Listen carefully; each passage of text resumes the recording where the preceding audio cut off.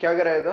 Biot Savart law करा दिया क्या तुम लोगों को? मैंने अभी नहीं कराया शायद बायोट सेवर्ट लॉ, कराना था शायद। ठीक है, वो करा दिया मैंने आपको। 90 डिग्री पर अगर एंटर करेगा तो ट्रेजेक्टरी कैसी होगी, ये सब पढ़ाया था मेरे को जितना याद है।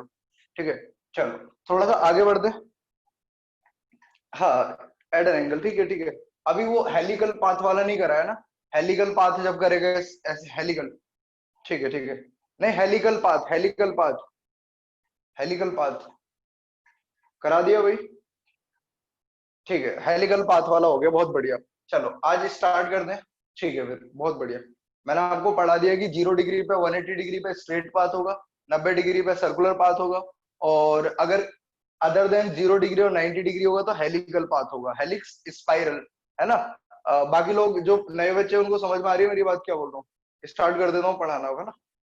ठीक है भाई, सबसे पहली बात यहाँ पर जो अब मैं टॉपिक पढ़ाने वाला हूँ ना, उसको ध्यान से समझ। और बहुत आसान है। जो मैंने आपको असाइनमेंट भेजा था ना, संडे को मैंने डिस्कस भी किया था असाइनमेंट, काफी बच्चे थे, काफी नहीं भी थे। तो कोई नहीं, दोबारा एक क्लास रखता हूँ अभी इसी वीक में, तो जिसमें असाइनमेंट डिस्कस कर लेंगे। और बाकी जो, सुस्मिता, बाकी जो बच्चे हैं जिन्होंने के पास असाइनमेंट नहीं है, मेरे को व्हाट्सएप पे बोल देना, तो मैं आपको रीसेंड कर दूंगा दोबारा से।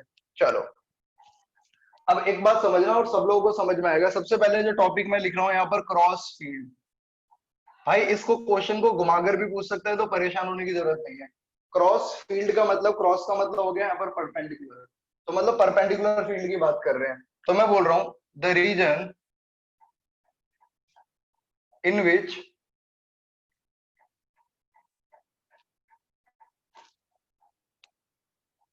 The region in which electric and magnetic field,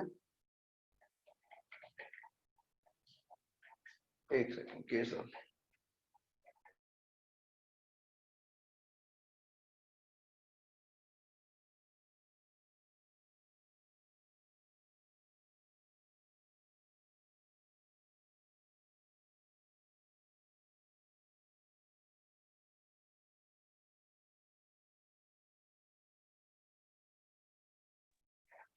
तो देखना जरा, the region in which electric and magnetic field are perpendicular to each other.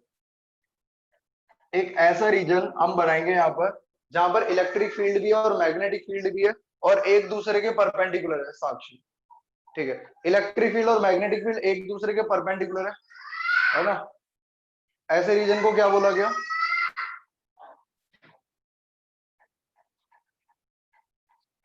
Ayush Gupta, ठीक है, आयुष गुप्ता है। ठीक है, अब करते हैं स्टार्ट। ऐसे रीजन को बोला गया, ठीक है, क्रॉस फील्ड। क्या बात समझ में आ गई सबको? अब देखना सारे के सारे, motion of charge particle, motion of charge particle, charge particle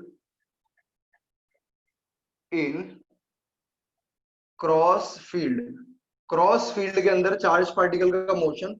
और इसके ऊपर एक डायरेक्ट क्वेश्चन आता है, और बहुत आसान फॉर्मूला होता है उस डायरेक्ट क्वेश्चन का। तो motion of charge particle in cross field, इस पार्ट को मैं यहाँ पर लिखता हूँ, सारे लोग इधर देखना, जिसको धुंधला दिखाई दे या आवाज ना आए मेरे को बोल देना। भाई देखो बच्चों, मान लो मैंने क्या करा, ये एक प्लेट लगाई मैंने, सारे बच्चे देखना, और एक ये प्लेट लगाई है मैंने। ऊपर वाली प्लेट कैसी है? पॉजिटिवली चार्ज, पॉजिटिव है, सब लोग देख लेना, समझ में आ जाएगा वैसे। ऊपर वाली पॉजिटिव है, नीचे वाली नेगेटिव है।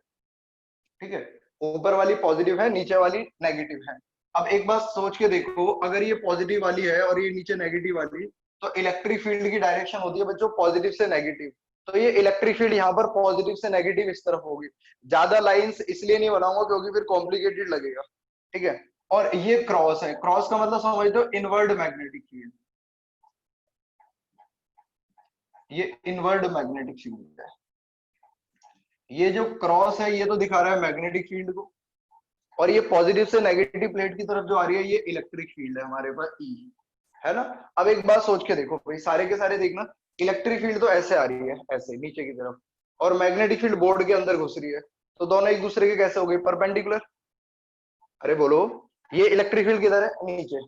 मैग्नेटिक फील्ड बोर्ड के प्लेन में अंदर है, तो ये दोनों एक दूसरे के परपेंडिकुलर हुई कि नहीं हुई? अगर ये एक दूसरे के परपेंडिकुलर हो गई तो ऐसी फील्ड को नाम दिया गया क्रॉस फील्ड, क्रॉस फील्ड। ठीक है, ये क्रॉस फील्ड हो गई, है ना। अब ऐसे देखो, मैंने एक यहाँ से दीवार लगाई यहाँ पर और एक दीवार यहाँ लगा दी, ऐसे मानो दो दीवार लगा दी है ना। इस दीवार में मैंने छेद कर दिया यहाँ पर, ये लो छेद कर दिया, और इस दीवार में से चार्ज को एंटर कराया, क्यू चार्ज को, और वी रफ्तार से, क्यू चार्ज को एंटर कराया और वी रफ्तार से। तो इस पे दो फोर्स लग रही है मुझे। एक फोर्स लग रही है इलेक्ट्रिक फील्ड के द्वारा, जिसको मैं एफ ई लिख देता हूँ, force due to electric field, जो होगा क्यू इंटू ई। और एक फोर्स लग रही है मैग्नेटिक फील्ड के द्वारा, वो लग रही है क्यू वी बी और साइन थीटा, क्योंकि मैग्नेटिक फील्ड अंदर की तरफ है ऐसे, है ना। अब इसमें 3D बनाना पड़ता है ना, इसमें 2D दिखता है मेरे फोन में। अब देखो, ये अंदर जा रही है मैग्नेटिक फील्ड और चार्ज पार्टिकल ऐसे आ रहा है।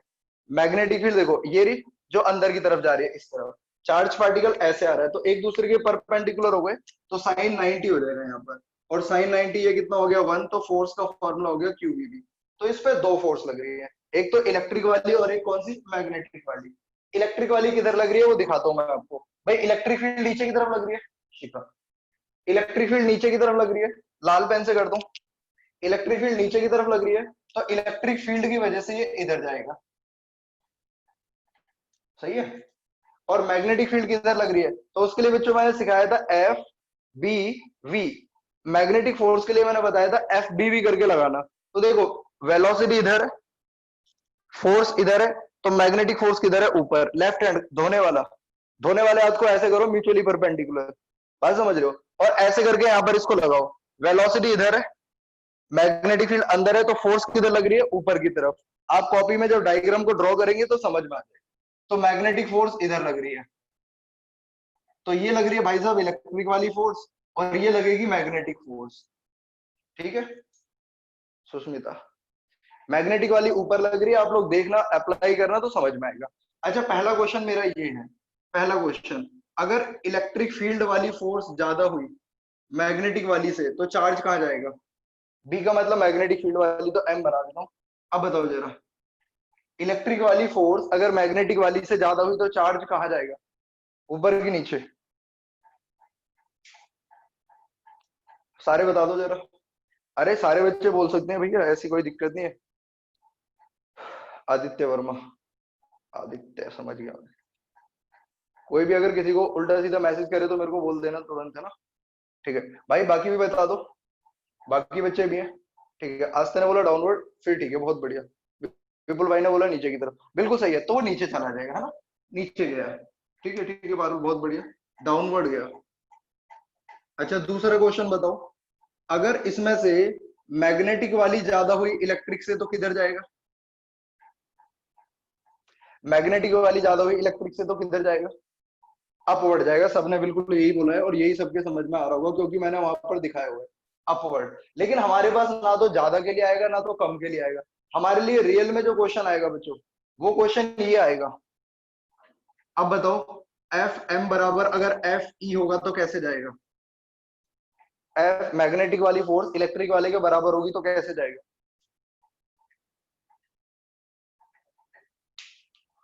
बच्चे बोल रहे हैं स्ट्रेट, बच्चे बोल रहे हैं स्ट्रेट। कई बार समझ में आ रही है सबको। तो भैया यही तो पढ़ना है, ये जाएगा सीधा सीधा, और इस छेद में से निकल सकता है, और इस छेद में से निकल सकता है ना। तो यही हमें पढ़ना है, इस कंडीशन को बोलते हैं अनडेविएट। क्या मेरी बात समझ में आ रही है। अनडेविएट जा रहा है ये स्ट्रेट पाथ में जा रहा है। अनडेविएट का मतलब समझ दो कहीं भी नहीं मुड़ेगा ये। शिवम कुमार भाई देख लेना अगर कोई किसी को उल्टा सीधा बोले तो, है ना, क्योंकि मेरे को पता नहीं है। F M is equal to F E, F M is equal to F E, मतलब जब ये कंडीशन होगी तो ये सीधा जाएगा, और इसको बोलते हैं अनडेविएट जाएगा, अनडेविएटेड है। अगर एफ एम बराबर एफ ई हो गया तो इसको बराबर रख दू, एफ एम कितना है क्यूबी। इस पे क्वेश्चन आते हैं बच्चों, 1 मार्क्स का या 2 मार्क्स का। और इलेक्ट्रिक वाली फोर्स कितना है क्यू ई, और सोच के देखो क्यू से क्यू कट गया और ई बराबर बीवी आ गया। ई बराबर बीवी, असाइनमेंट में कई बार ये क्वेश्चन रिपीट हुआ है। वी का मतलब यहाँ पर इस वेलोसिटी को बोलते हैं वेलोसिटी सेलेक्टर। क्यों वेलोसिटी सेलेक्टर बोलते हैं, ठीक है, तो क्यों वेलोसिटी सेलेक्टर बोलते हैं, शायद ये दिखेगा। v बराबर E अपॉन बी। भाई स्मृति, अगर हम किसी चार्ज पार्टिकल को इलेक्ट्रिक फील्ड और मैग्नेटिक फील्ड परपेंडिकुलर वाले रीजन में छोड़ते हैं, मतलब क्रॉस फील्ड में छोड़ते हैं, तो क्रॉस फील्ड में छोड़ने पर हमें कितनी वेलोसिटी देनी पड़ेगी ताकि वो अनडेविएट रहे या फिर वो स्ट्रेट पाथ को फॉलो करे? तो वो वेलोसिटी होगी E अपॉन बी। जिस पार्टिकल को हम ये वाली रफ्तार दे देंगे, कितना, E अपॉन बी, वो कैसा जाएगा? स्ट्रेट जाएगा। इसलिए इस वेलोसिटी को बोला जाता है वेलोसिटी सेलेक्टर। इसलिए वेलोसिटी को क्या बोला जाता है? Velocity selector. डायग्राम मैंने तो फिर भी बहुत साफ सुथरा बनाया, सही बता रहा हूँ। बुक में तो बहुत टिपिकल दिखेगा तुम्हें देखने में, पर वो है ना, तुम लोग जब बनाओगे तो हो जाएगा डायग्राम। तो भाई कितनी वेलोसिटी देनी है हम लोगों को? हमें देनी है वेलोसिटी v बराबर E अपॉन बी। अगर हम v बराबर E अपॉन बी के बराबर वेलोसिटी देते हैं तो वो सीधा जाएगा। यही टॉपिक आता है हमारे पास। सबको ये बात समझ में आ गई मेरी? ठीक है भाई, अगर ऐसा समझ में आ गया तो हमारा ये वाला टॉपिक भी खत्म हो गया। फिर तो पेज नंबर फर्स्ट है ना? अगर आपसे कोई भी बोलता है कि कितनी वेलोसिटी दे, कि वो नताशा नमस्ते, नताशा आ गई, नताशा जाग गई, नताशा नमस्ते। चलो भाई स्क्रीनशॉट ले लो। नताशा, ऐसा कभी होगा कि 100 लाएगा कोई बच्चा? गुड इवनिंग नताशा, लेट हो गई बच्चों, इसका स्क्रीनशॉट ले लो। 100 कब आएंगे भाई सृष्टि? मेरे को बहुत इंतजार है।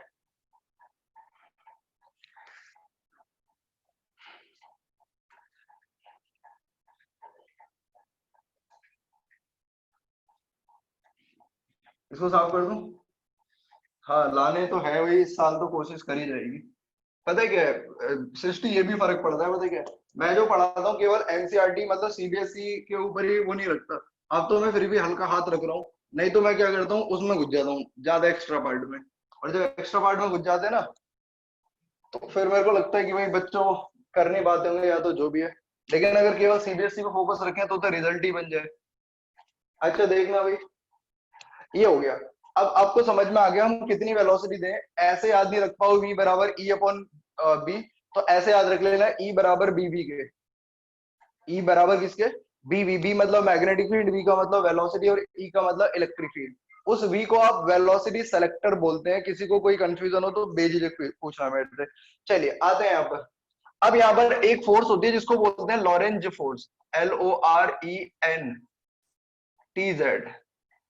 Lorentz force, LORENTZ, Lorentz force. एक नंबर का टॉपिक है और बहुत ही इत्तू सा टॉपिक है, मैं सच बताऊं तुम्हें, परेशान होने की जरूरत नहीं है। देख लॉरेंज फोर्स क्या होता है, आपने अभी तक जो पढ़ा है ना, अगर आपको याद हो, लॉरेंज मैग्नेटिक फोर्स पढ़ा है, लॉरेंज मैग्नेटिक फोर्स पढ़ा है। अब केवल लॉरेंज फोर्स है। ठीक है, तो लॉरेंज फोर्स क्या होता है? When a charge particle enter enter in a reason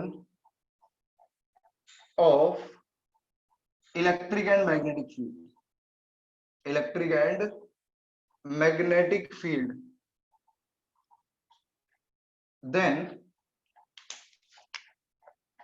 then force on charge due to electric and magnetic field, अभी समझ में आएगा, magnetic field is called Lorentz force. है वो छोटा टॉपिक। ये बोल रहा है कि अगर कोई चार्ज ऐसी जगह में जाता है जहां पर इलेक्ट्रिक फील्ड भी है और मैग्नेटिक फील्ड भी है, अगर कोई चार्ज एक ऐसी जगह में जाता है जहां पर इलेक्ट्रिक फील्ड भी है और मैग्नेटिक फील्ड भी है, अगर इलेक्ट्रिक फील्ड और मैग्नेटिक फील्ड दोनों है तो दोनों ही फोर्स लगाएंगी उसमें। अगर दोनों ही फोर्स लगाएंगी तो उस टोटल फोर्स को बोला गया लॉरेंज फोर्स। इस साइंटिस्ट ने इसको पता करा, मतलब इसको फॉर्मूला दिया। तो लॉरेंज फोर्स FN लिख रहा हूं इसको, बराबर होगा force due to electric field plus force due to magnetic field. Lorentz force बराबर होगा force due to electric field plus force due to magnetic field. Lorentz force बराबर force due to electric field plus force due to magnetic field. तो Lorentz force को लिखा गया, electric force को क्या लिख सकते हैं, Q इंटू ई, प्लस मैग्नेटिक फोर्स को क्या लिख सकते हैं, क्यू, याद करो क्रॉस प्रोडक्ट की फॉर्म में लिखा था V cross B. Electric force को लिखेंगे Q into E, magnetic force को लिखेंगे क्यू वी क्रॉस बी। इसमें से क्यू कॉमन ले लो। अगर क्यू कॉमन लेता हूं तो आएगा ई प्लस में वी क्रॉस बी। भाई ये केवल एक्सप्रेशन याद रखना है तुम लोगों को, परेशान होने की जरूरत नहीं है इसमें। मतलब इतना तो याद रख सकते हो तुम कि अगर कोई चार्ज पार्टिकल एक ऐसे रीजन में एंटर करता है जहां पर इलेक्ट्रिक फील्ड भी है और मैग्नेटिक फील्ड भी है, तो उस पर इलेक्ट्रिक फील्ड भी फोर्स लगा रही है और मैग्नेटिक फील्ड भी फोर्स लगा रही है, तब जो टोटल फोर्स है उसको बोलते हैं लॉरेंज फोर्स। और इलेक्ट्रिक फोर्स का फॉर्मूला आ जाएगा, ये ई सबस्क्रिप्ट में लिखा हुआ है, छोटा कर देता हूँ इसको, और ई इलेक्ट्रिक फील्ड की force Q into E. Magnetic force को हमने पढ़ा है Q V cross B. Q common आ गया भाई साहब, ये बचा। इस फॉर्मूले को बोलते हैं लॉरेंज फोर्स। आपको किसी को कंफ्यूजन है तो पूछ सकते हो मेरे से, वरना इसका स्क्रीनशॉट ले लो। पेज नंबर 2, आपका ये वाला पार्ट खत्म हो गया। Page number 2, page number 2।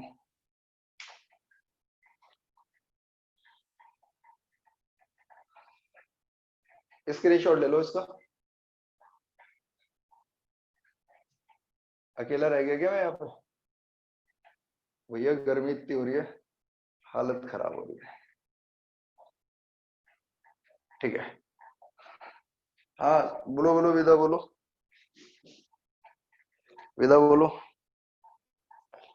कुछ पूछना है किसी को? किसी को कुछ पूछना है तो बोल देना, नहीं तो मैं साफ करता हूँ। ठीक है फिर, बहुत बढ़िया। चलो भैया, अपने को पता चल गया लॉरेंज फोर्स क्या होता है।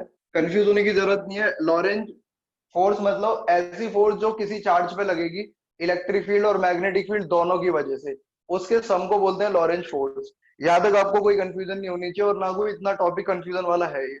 चलो यहाँ तक ये टॉपिक हमारा कंप्लीट हो गया। चार्ज पार्टिकल का मोशन इन मैग्नेटिक फील्ड। आपको याद होगा मैंने इस चैप्टर को 3 पार्ट में, खुशी, मैंने इस पार्ट को 4 टॉपिक में तोड़ा था, 4 पार्ट में तोड़ा था। पहला motion of charge in magnetic field, दूसरा magnet butter colour sir, better कहाँ से इंग्लिश सीख रही हो मुस्तफाबाद वाली? ठीक है भाई। Motion of charge particle in magnetic field, magnetic field of current carrying conductor, force on a current carrying wire, और एक था टॉर्क। टॉर्क। अब हम लोग जो दूसरे पार्ट पे एंटर कर रहे हैं ना, अब दूसरा पार्ट बहुत ही आसान होगा। आप मेरी इंग्लिश तो बहुत ही अच्छी है, और मैं बोलता नहीं क्योंकि नजर वजर लग जाए। एक साथ 2 सब्जेक्ट अच्छे हो जाएंगे, फिजिक्स की और इंग्लिश की, तो नताशा नजर लग सकती है, तो इसलिए समझ रहे ना मेरी बात। चलो अगला टॉपिक आते हैं। ठीक है, एक टॉपिक होता है बायोट या बियोट भी बोलते हैं, जो भी बोलो तुम। सवार्ट लॉ, बायोट सेवार्ट लॉ, बियोट भी बोलते हैं। बियोट भी बोलते हैं कई लोग, बायोट सवार्ट लॉ। ठीक है, इसको शॉर्ट फॉर्म में बोलेंगे बीएसएल। बायट सेवर्ट लॉ को शॉर्ट फॉर्म में बोलेंगे BSL, Biot Savart law. Biot Savart law reality में किसके लिए? ये 2 साइंटिस्ट थे। इन 2 साइंटिस्ट ने एक फॉर्मूला बनाया, किसको मेजर करने के लिए? किसी करंट कैरिंग वायर की मैग्नेटिक फील्ड निकालने के लिए। आपको वो फॉर्मूला एज इट इज याद रखना है। इस फॉर्मूले को आप अभी प्रूव नहीं कर सकते, अभी केवल आपको क्या करना है, इसको आपको केवल इसको समझना है ना, लॉ है ये। तो देखो भाई, ये मेरे पास कोई करंट कैरिंग वायर है। अब आप कहोगे सर ये टेढ़ी मेढ़ी शेप क्यों है? टेढ़ी मेढ़ी शेप इसलिए है क्योंकि मैं इसको कोई भी शेप नहीं देना चाह रहा। ना तो ये परफेक्टली स्ट्रेट है, ना तो ये परफेक्टली कर्व है। मतलब कहने का ये हुआ कि जब हम इस फॉर्मूले को अप्लाई करेंगे, ये स्ट्रेट वायर के लिए भी फॉलो हो पाएगा, और ये कर्व्ड वाली वायर के लिए भी फॉलो हो पाएगा, एनी शेप ऑफ वायर के लिए फॉलो होगा। कौन? Biot Savart law. ये बात समझ में आ गई तुम लोगों को? एक इसमें से मैंने एक करंट पास करा रहा हूँ, आई है ना, इसका छोटा सा एलिमेंट ले लिया, बहुत छोटा सा। देखो यहाँ पर डीएल एलिमेंट ले लिया। अब आप लोग कह रहे होगे कि सर ये डीएल तो काफी बड़ा दिख रहा है, लेकिन आपने लिखा डीएल है। तो भाई डीएल आप याद रखिए, बहुत ही स्मॉल एलिमेंट के लिए यूज किया जाता है, जब भी डी वर्ड यूज किया जाता है। लेकिन ऐसा बनाने के लिए ये इसलिए बनाया गया है ताकि आपको ये दिखे साफ साफ। अब यहाँ से कुछ दूरी पर, ये दूरी है, ये एक पी पॉइंट ले लिया मैंने। कितनी दूरी पर? तो मैंने बोला आर दूरी पर। इस आर दूरी पर एक पॉइंट ले लिया मैंने। कितने एंगल पे? तो उस का एंगल है थीटा। अब मेरे को ये पॉइंट पर मैग्नेटिक फील्ड बतानी है इस वाली करंट कैरिंग वायर की। क्या इस बात में कोई कंफ्यूजन है किसी को? अगर हो तो पूछ लेना, क्योंकि अब जो सेकंड पार्ट है पूरा बायोट सावर्ट लॉ से चलने वाला है। ठीक है, तो देखना, according to BSL, magnetic field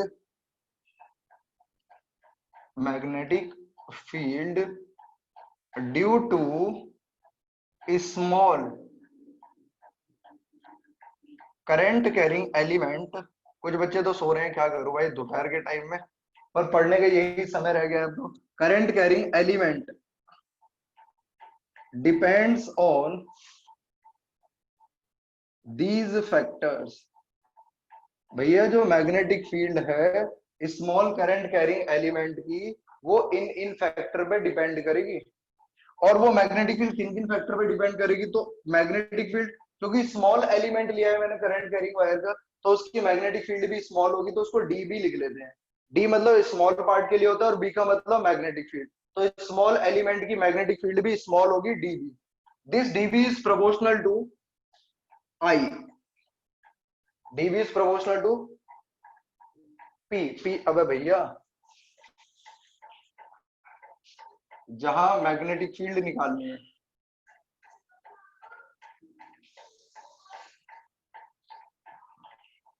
अब आया भाई साहब समझ रहे, जहां मैग्नेटिक फील्ड निकालना है उस पॉइंट को पी मान लेना। अननोन पॉइंट कुछ भी हो सकता है, कहीं भी हो सकता है, फिलहाल मैं ऐसे बता रहा हूँ। DB is proportional to I, dB is proportional to D L sine theta component, D L sine theta formula है, याद रखना है।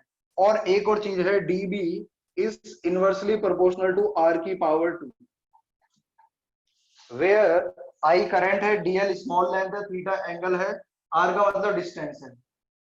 अगर आप इन सबको कंबाइंड करते हैं, इन तीनों को कंबाइंड करते हैं बच्चों, तो फॉर्मूले में है D B proportional to I D L sine theta upon में आर स्क्वायर, है ना।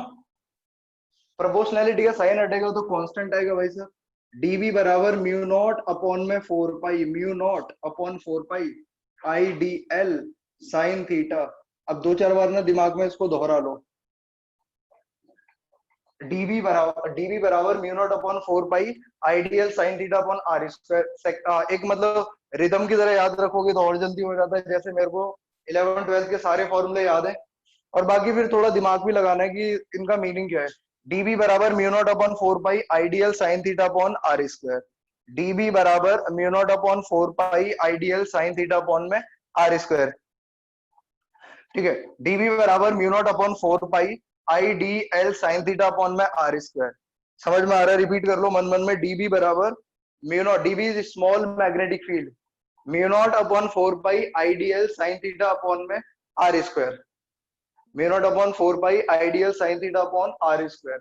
अभी सारी बात छोड़ो ना, जो मैं बोल रहा हूँ वो याद रखो, मेरे कहने से भरोसा रखो मेरे पे। डीबी बराबर mu naught upon 4 pi IDL sine theta upon R square, दोहरा लो कई बार, मंत्र की तरह पढ़ लो। अब आ जाओ इधर, अब ये फॉर्मूला तो खत्म है यहाँ पर। अब थोड़ा सा चर्चा कर लेते हैं इस फॉर्मूले में जो जो चीजें हैं। भाई सबसे पहली बात करूंगा म्यू नॉट अपॉन 4 पाई की।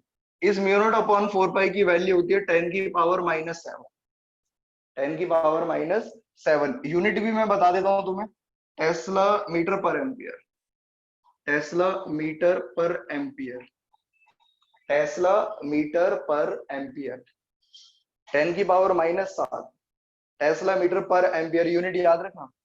एंड इस म्यू नॉट को जो बोला जाता है, इसको बोला जाता है magnetic permeability, magnetic permeability, permeability of vacuum, magnetic permeability of vacuum.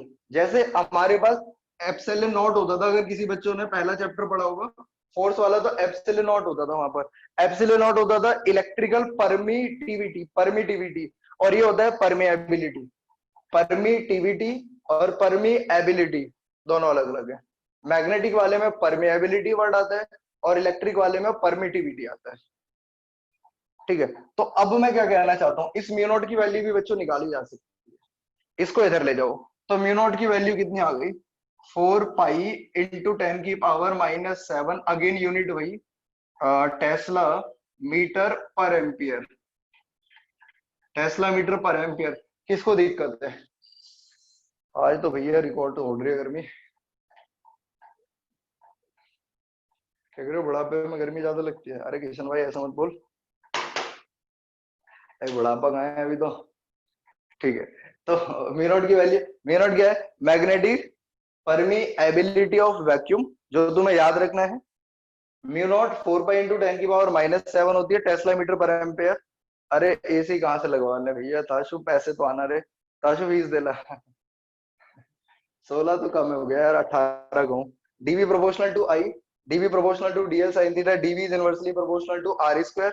Combine करूंगा, क्या याद रखना है तुम्हें? डीवी बराबर mu naught upon 4 pi IDL sine theta upon R square, mu naught upon 4 pi IDL sine theta upon में R square. Mu naught upon 4 pi की value याद हो जाए तो अच्छा, नहीं होगा तो पेपर में गिवन होती है फ्रंट पेज पे। तो 10⁻⁻7 टेस्ला मीटर पर एम्पियर। म्यू नॉट होता है मैग्नेटिक परमिएबिलिटी ऑफ वैक्यूम, क्योंकि हम मैग्नेटिक टर्म से रिलेट कर रहे हैं, जब मैग्नेटिक चीजों को स्टडी कर रहे हैं तो मैग्नेटिक परमिएबिलिटी आएगी। और जब इलेक्ट्रिकल टर्म को पढ़ते हैं तो इलेक्ट्रिक परमिटिविटी आता है, परमिटिविटी। भाई समझ में आ गया होगा, इसलिए सारे शांत है। चलो भाई, पेज नंबर 2, इसका स्क्रीन 2 ही नहीं है, 3 है शायद, 3 है भाई। चलो ठीक है, आप इसका स्क्रीनशॉट ले लो, आगे बढ़ा दें। ये से याद रखना है, क्योंकि अब आपके जीवन में यही चलेगा थोड़े दिन, थोड़े दिन क्या 2 दिन खींचूंगा, आज और परसों वाली क्लास में। और फिर उसके बाद अभी थोड़ा सा टफ है ये चैप्टर भाई, कुछ डेरिवेशन आएंगे। अगर तुम्हें रटना रटना है तो केवल रटा दूंगा, लेकिन अगर पूरा प्रॉपर सब चीज सीखनी है तो थोड़ा सा दिमाग लगाना पड़ेगा, है ना, याद रखना इस बात को। चल भैया, आप लोग कह रहे हो आपने स्क्रीनशॉट ले लिया, तो मैं इसको साफ कर दे रहा हूँ। वैसे हालांकि मैंने रिकॉर्डिंग कर दी है इसकी चालू, तो आप दोबारा भी देख सकते हो बिना फीस के, जैसा कि बिना फीस के। अगर भाई सुमैया तुम दिमाग लगाओगी तो तुम्हारे घुटने में दर्द हो जाएगा, तो दिमाग मत लगाना, है ना। दिमाग ना जो है ऐसे रखो, इसे संभाल के, चांदनी चौक में सस्ते में बिकेगा। अब सुनो भाई, ये हो गया बायट सैवर्ट लॉ। बायट सैवर्ट लॉ खत्म। अब आगे बताता हूँ जरा, बायट सैवर्ट लॉ से देखना। Biot Savart law in vector form, अब थोड़ा खतरनाक हो जाएगा वेक्टर फॉर्म में। Biot Savart law in vector form, Biot Savart law in vector form. भाई वेक्टर फॉर्म में जब बात करते हैं तो मैग्नीट्यूड और डायरेक्शन दोनों की बात करते हो, और ये बात हर किसी बच्चे को पता है कि वेक्टर क्वांटिटी वही होती है जिसमें मैग्नीट्यूड और डायरेक्शन दोनों चाहिए होते हैं। और भी कंडीशन है, अभी उसको एक्सप्लेन करने की जरूरत तो है नहीं यहाँ पर। तो भाई अगर मान ले भाई मैं इसको वेक्टर फॉर्म में लिखना चाहता हूँ, परंतु सर हमारे पास तो केवल इसका मैग्नीट्यूड है, जिसे मैंने पढ़ा है mu naught upon 4 pi I D L sine theta upon में आर स्क्वायर। सही कह रहा हूँ कि गलत कह रहा हूँ? मैंने तो मैग्नीट्यूड पढ़ा है, लेकिन यूनिट वेक्टर डायरेक्शन भी तो चाहिए। मैग्नेटिक फील्ड वेक्टर क्वांटिटी होती है, ये हर बच्चा जानता है, और आप लोगों को स्टार्टिंग में बताया भी होगा मैंने, जब एफ का फॉर्मूला लिखाया था, फोर्स बराबर क्यू वी क्रॉस बी वाले में। ठीक है, तो मतलब ये तो मैग्नीट्यूड है ना, हम भी मानते हो तुम भी मानते हो। तो डायरेक्शन कैसे निकालेंगे? तो अब सारे बच्चे क्या याद रखेंगे कि जब हमें इसकी डायरेक्शन बनानी है तो मैं यहाँ पर एक यूनिट वेक्टर बना दूंगा, ये यूनिट वेक्टर आर के ऊपर टोपा पहना दिया मैंने, और ये जो टोपी टोपा जो भी मानो इसको, तो आर के ऊपर कैप लगाने पर ये यूनिट वेक्टर बन जाता है, और यूनिट वेक्टर दिखाता है डायरेक्शन को। किस बच्चे को शक है इस बात में? तो ये मैग्नीट्यूड हो गया, ये डायरेक्शन होगी। मैग्नीट्यूड डायरेक्शन वेक्टर क्वांटिटी है कि नहीं? अब लेकिन भाई जिस जिसको दिक्कत है वो समझो, इस यूनिट वेक्टर का फॉर्मूला होता था, याद करो 11th क्लास में, आइडियल साइन थीटा अपॉन में आर स्क्वायर। जिसको याद नहीं है वो याद करो।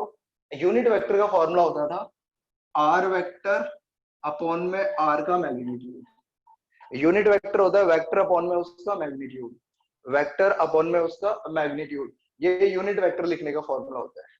अगर मैं यहाँ पर इसको ऐसे लिखता हूँ तो अब मेरे पास डी बी का फॉर्मूला आ गया। इसको पूरा बढ़िया से लिख देता हूँ जो लिखना चाहिए, म्यू नॉट अपॉन 4 पाई, ठीक है, और mu naught upon 4 pi I as it is यहां पर करेंगे डीएल क्रॉस आर अपॉन में आर की पावर 3। अब एक बात बताओ, ये क्रॉस कहां से आ गया बीच में? कोई बताना चाहेगा ये क्रॉस कहां से आ गया? ये क्रॉस कहां से आ गया? साइन को हटा के, बाकी भी बोल दो। साइन थीटा को हटा के, बाकी भी बोल दो। साइन को हटा के। और अगर कॉस होता तो क्या आता? कॉस होता तो क्या आता? डॉट आता है ना। तो ये बात तुम्हें पता है, क्रॉस प्रोडक्ट ही चलना है, वैसे ये वेक्टर फॉर्म में ही चलेगा पूरा चैप्टर। तो आप लोगों को तैयार रहना होगा। तो बच्चों साइन थीटा हटा के मैंने डीएल और आर के बीच में एस लगा दिया। अब कई बच्चे मेरे से ये बोलेंगे, सर आपने डीएल क्रॉस आर ही क्यों लगाया, आर क्रॉस डीएल कर लेते, वो कौन सा बुरा लग रहा है देखने में। तो मैं उनको ये बता देता हूँ, जिन जिनको ऐसा लग रहा है कि सर ने आर और यही क्यों लिया है, उनके लिए मैं बताता हूँ भाई, डीएल क्रॉस अगर मैं प्रैक्टिकली ऑब्जर्व करता हूँ डायरेक्शन एंड फॉर्मूले से डायरेक्शन ऑब्जर्व करता हूँ, तो फॉर्मूला वैलिड तब माना जाएगा जब वो प्रैक्टिकल ऑब्जर्वेशन से मैच करेगा। और प्रैक्टिकली और इस फॉर्मूले से मेरे पास फॉर्मूला तभी मैच करेगा जब मैं डीएल क्रॉस आर कर रहा हूँ। कोई दिक्कत है किसी को? बोलो भाई। ठीक है, तो इस बात को याद रख सकते हो। अब मैं लेकिन आपको और परेशान नहीं करूंगा, मैं आपको बहुत सिंपल सी बातें समझाऊंगा। यहाँ पर ध्यान दो, ध्यान देना जरा, छोटी छोटी बातें, ये सब सबको सबको समझ में आया होगा, आना भी चाहिए, है ना। ठीक है, अब देखना जरा, मैं आपको बताता हूँ डायरेक्शन ऑफ मैग्नेटिक फील्ड कैसे निकालें।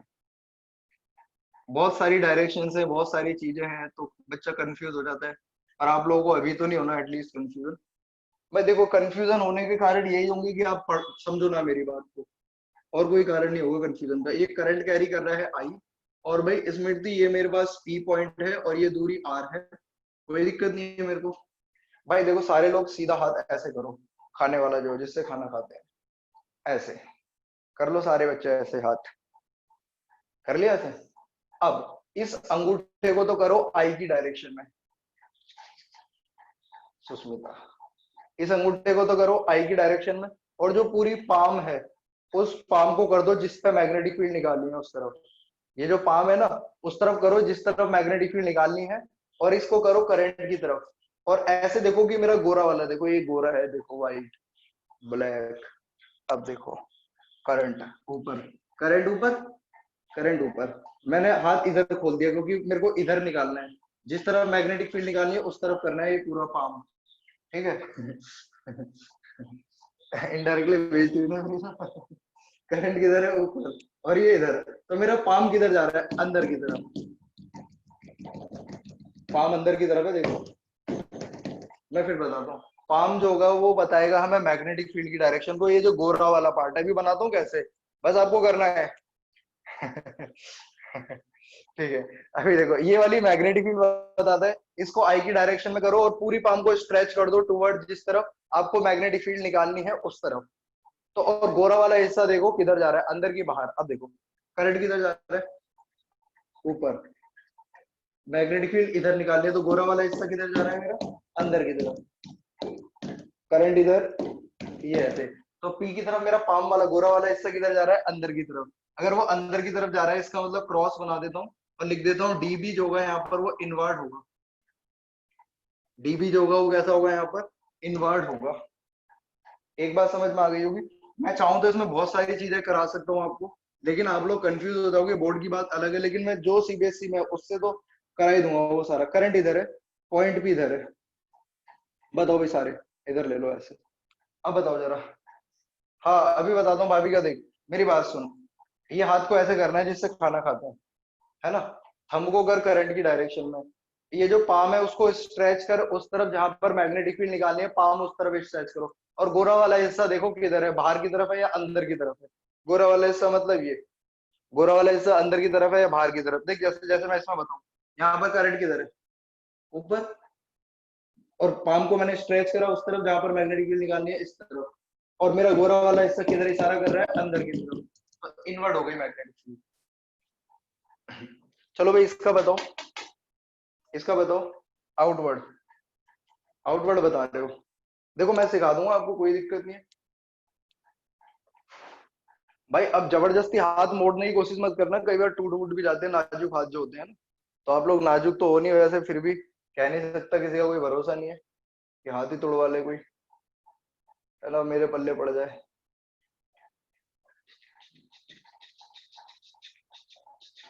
कई बच्चे, अब देखो जरा, अब मैं क्या कह रहा हूँ। अब एक करंट क्या ऊपर की तरफ है कि नीचे की तरफ? करंट तो नीचे की तरफ है, तो ऐसे हाथ लगाऊंगा, ऐसे कर लूं बिल्कुल सीधा कतई। करंट नीचे, मेरा हाथ इधर स्ट्रेच हो, पाम किधर है, बाहर की तरफ। करंट नीचे, पाम इधर स्ट्रेच करी, क्योंकि इस तरफ भी तो मैग्नेटिक फील्ड निकालने है, तो मेरा पाम किधर है, बाहर की तरफ। तो मैग्नेटिक फील्ड आउटवर्ड भी यहाँ पर डी भी हुआ, यहाँ पर आउटवर्ड, डी भी यहाँ पर आउटवर्ड हुआ। बोलो किसको दिक्कत है? नहीं समझ में आया यहाँ पे भैया? थंब को आई की तरफ कर दो, थंब को आई की तरफ, करंट की तरफ। करंट को की तरफ थंब को कर दो, पाम को ऐसे स्ट्रेच कर लो, जिधर मैग्नेटिक फील्ड निकालनी है इधर ही तो निकालनी है। अब ऐसा तो नहीं है करंट इधर है, पाम में इधर स्ट्रेच करो, हाथ ही तुड़वा लो, वो नहीं काम करना, आराम से हो जाता है। करंट नीचे, पाम इधर, तो मेरा ये बाहर है गोरा वाला हिस्सा, गोरा वाला हिस्सा बाहर है, तो इसका मतलब आउटवर्ड मैग्नेटिक फील्ड है। किसको दिक्कत है इसमें बताओ अब मेरे को? स्क्रीनशॉट लो फिर बताता हूँ। और पेज नंबर, बहुत सारी एग्जांपल दे सकता हूँ मैं ऐसे क्वेश्चन कराने के लिए, पर बस समझ में आना चाहिए बच्चों को। देखो मेरा मानना है कि एग्जाम्पल कम दो, बच्चों को समझा दो, अपना काम क्लियर। चलो भाई, स्क्रीनशॉट लो।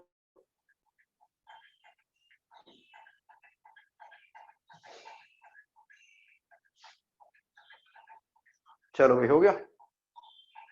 हाय, ठीक है। अब एक बात बताओ, चलो, जिस बच्चे में भी थोड़ी बहुत भी समझदारी है वो मेरे को ये बताना जरा, इधर देख के।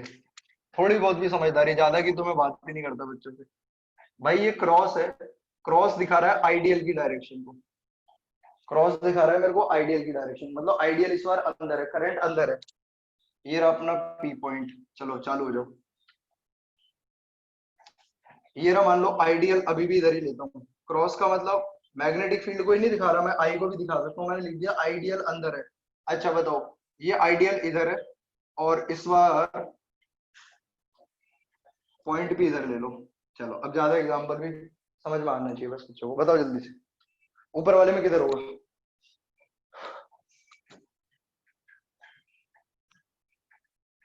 नीचे की तरफ, बहुत बढ़िया, भाविका ने बताया एक आंसर, डाउनवर्ड।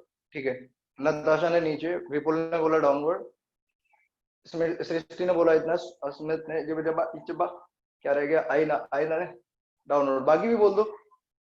स्मृति ने डाउनवर्ड बोला। बच्चों बिल्कुल सही बोल रहे हैं। देखो जरा कैसे, मेरे को थंब को करना है किस तरफ, आइडियल की तरफ, और मैंने बोल दिया क्रॉस लगा हुआ था, क्रॉस का मतलब आइडियल अंदर हुआ, तो थंब को अंदर कर दिया मैंने ऐसे। अब इसमें घुसा तो सकता नहीं, लेकिन समझा सकता हूँ। और पाम स्ट्रेच कर दिया मैंने इस तरफ, पी की तरफ, तो मेरा पाम किधर जा रहा है इस बार, नीचे। पूरी हथेली करनी है स्ट्रेच, तो ये थंब किधर गया, अंदर। बिल्कुल भाई, ये अंदर, पाम मैंने इधर खींचा, तो मेरा व्हाइट वाला हिस्सा नीचे की तरफ है, इसका मतलब यहाँ पर मैग्नेटिक फील्ड ये। किसको दिक्कत है इसमें बताओ? इसमें लेफ्ट, लेफ्ट वेफ्ट तो ऐसा मत बोलो, तो थोड़ा सा, बाकी मैं बता देता हूँ कैसे रहेगा। कुछ बच्चे बोल ही नहीं रहे, नए वाले बच्चे तो दो आए थे, दोनों ही गायब हैं। भाई बहुत मुश्किल होता है फिजिक्स पढ़ना। एक तो था कौन, नया वाला बच्चा, नए वाले बच्चों का थोड़ा सोच लेना पड़ता है ना, क्योंकि नए बच्चे जुड़ते हैं तो जिम्मेदारी बढ़ती है। विदा, विदा के अलावा भी कोई था? ठीक है, चलो। आइडियल किधर है, अंदर की तरफ, पाम को मैंने इधर स्ट्रेच करा, ये पूरी हथेली, तो ये मेरा पाम किधर जा रहा है, इधर जा रहा है ना, आइडियल इधर, ये इधर, ये इधर, इसका मतलब ये इधर हुआ मेरे पास, डीबी की डायरेक्शन, डीबी की डायरेक्शन इधर हुई। बोलो हुई कि नहीं हुई? इस लाइन के परपेंडिकुलर रखना हमेशा। ऐसे ही मेरा आइडियल अंदर हुआ, ये ऐसे स्ट्रेच करा, और ये इधर हुआ डीबी, तो ये वाला पार्ट खत्म हो गया। अब मैं इसको बना देता हूँ, जरा हाथ को देखना, ऐसे, है ना, ऐसे बना रहा हूँ, हाथ छोटे उंगली, बड़े उंगली, छोटी उंगली, हाथ। ठीक है,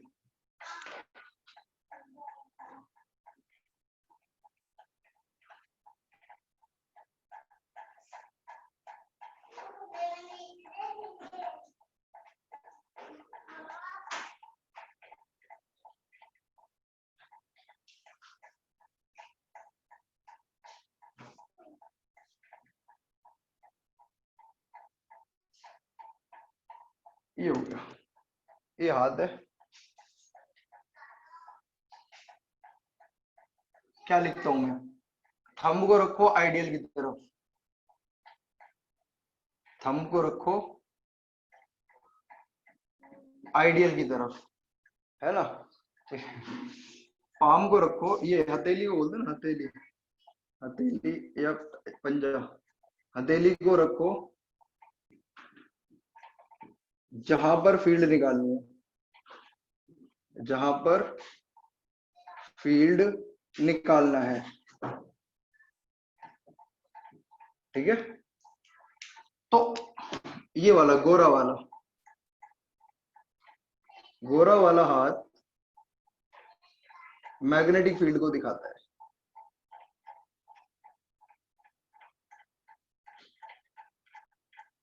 चलो भाई, तो गोरा वाला पार्ट मैग्नेटिक फील्ड को दिखाता है। अब किसको कंफ्यूजन है बताओ जरा। भाई इससे बेस्ट एग्जांपल तो कोई भी नहीं देगा, मैं तो करा भी रहा हूँ अपने एरिया में, मैं सच बता रहा हूँ, अपनी तारीफ के लिए नहीं बोल रहा, मैं वैसे ही बता रहा हूँ। पेज नंबर 5 है क्या,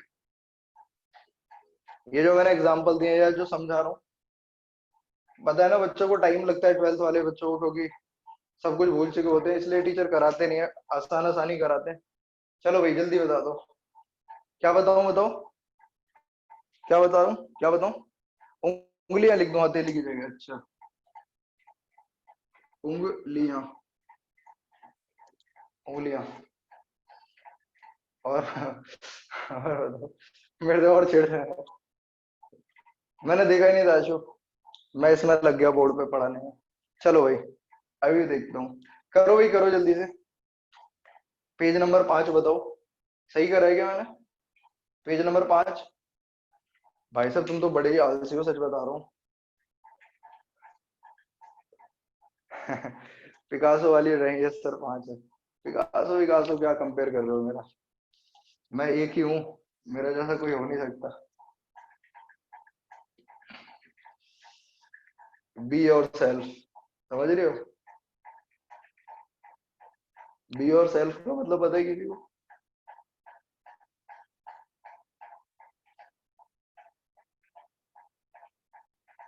चलो भाई हो गया। ठीक है भाई, कर लिया होगा इतना।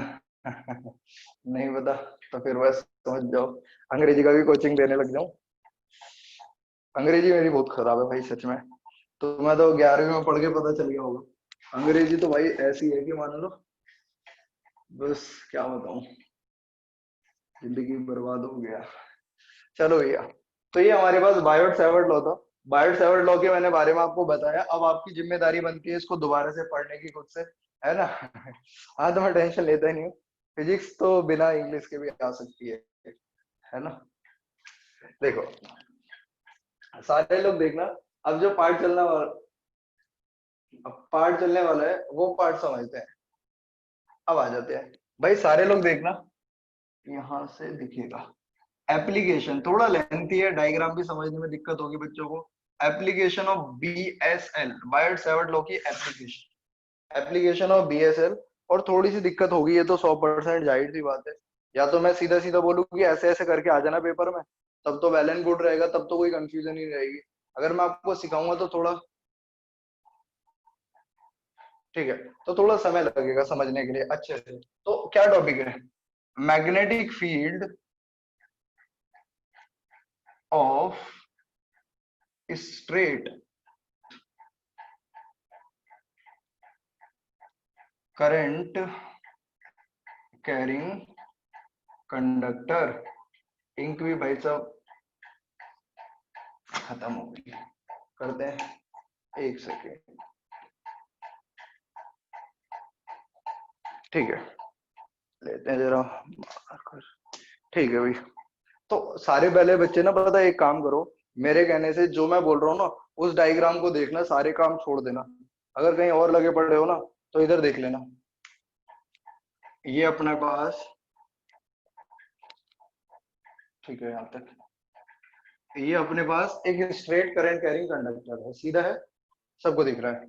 इसमें करंट जा रहा है आई, ऐसे इमेजिन कर लो, आई करंट जा रहा है ऊपर की तरफ। भाई one of the tough topic है अगर कहूं मैं, ना समझने वालों के लिए, समझने वालों के लिए तो मैं हूं बैठा, मैं करा ही दूंगा। आप इसमें से क्या करें, कुछ दूरी पर जाके, ऐसे मान लो ये एलिमेंट लिया आपने, कुछ दूरी पर जाके एक पी पॉइंट ले लो, ये रहा।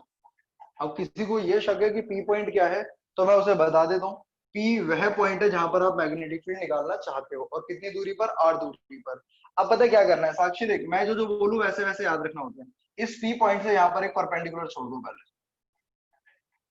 पी पॉइंट से यहाँ पर एक परपेंडिकुलर छोड़ दो बिना सोचे समझे, ठीक है। ये एंगल लो थीटा, यहां से जो परपेंडिकुलर छोड़ा है इसको डी मान लो, इतना कर सकते हो तुम लोग। और इसका नामकरण कर दो बी ए पी, बीजेपी नहीं, बी ए पी, ठीक है। तो बी ए पी मतलब बाप होता है, तो ये डेरिवेशन सबका बाप भी है, देखा जाए तो इतना बड़ा डेरिवेशन होगा। तो in triangle B A P, अब ये एंगल कितना हो गया बच्चों, 90 डिग्री। ये वाला एंगल कितना हो गया, फाइव, ऐसे मानो, ठीक है। ये कहानी आज तक हमने कर ली। अभी और कहानी चलेगी इसमें, डायग्राम में किसी को दिक्कत हो तो पूछ लेना। Consider a current carrying wire carrying current I, कितना करंट कैरी कर रही है, आई, है ना। बाकी सारी चीजें आपके सामने है, ठीक है। अब मैं यूज करता हूँ Biot Savart law, using B S L, Biot Savart law. सारे लोग बड़े ध्यान से बहुत ही सीरियस होकर पढ़ रहे हैं, बहुत अच्छा लग रहा है। लेकिन ये अच्छा सन्नाटा बहुत बुरा लग रहा है भाई, सन्नाटा नहीं चाहिए ना। I D L sine theta upon में R square, this is the formula. Mu naught upon 4 pi ideal sine theta upon में R square, this is the formula. अभी नहीं, अल्लाह बजाएंगे, अभी 2 मिनट रुको। अब अपने को देखो तीन चीजें करनी है, तीन चीजें करनी है। क्या करना है वो मैं समझाता हूँ, आप अगर मेरी बातें फॉलो करेंगे, मेरी तरह से चलेंगे तो आराम से होगा। एक मेरे को डीएल निकालना है, एक मेरे को थीटा निकालना है, और एक मेरे को आर निकालना है।